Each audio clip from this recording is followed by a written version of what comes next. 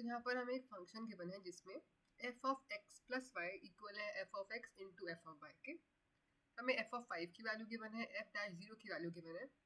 तो हमें definition of derivatives का यूज़ करके f डैश 5 निकालना है।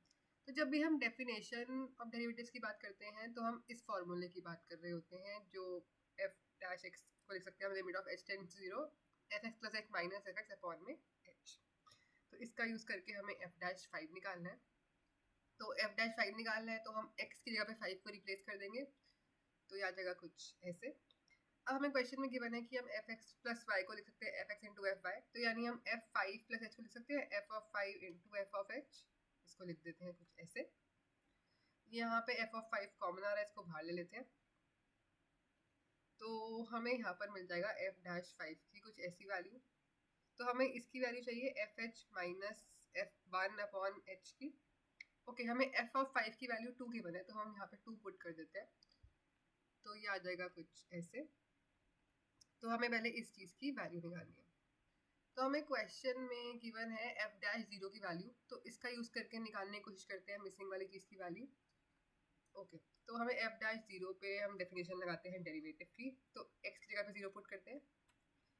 ये आ जाएगा कुछ ऐसे। अभी भी हमें f डैश 0 की वैल्यू गिवन थी 3, वो पुट कर देते हैं। तो ये आ जाएगा कुछ ऐसे। तो हम पहले निकालते हैं इस f ऑफ 0 की वैल्यू। अब हमें पता है f ऑफ 0 प्लस 5 को हम लिख सकते हैं f0 इंटू f5। अच्छा, ये हम इसलिए कर रहे हैं बिकॉज हमें क्वेश्चन में f ऑफ 5 की वैल्यू गिवन है। तो हम देखते हैं हमें क्वेश्चन में f ऑफ 5 की वैल्यू गिवन थी 2। तो f ऑफ 5 की वैल्यू 2 गिवन थी, तो यहाँ भी आ जाएगा f ऑफ 5, यहाँ आ जाएगा f0 इंटू f5। ये वैल्यू हो जाएगी 2 f ऑफ 0, और ये वैल्यू भी हो जाएगी 2।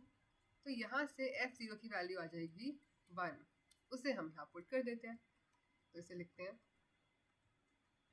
तो f0 की वैल्यू मिल गई, हम इस इक्वेशन में पुट करेंगे, ये मिल गई।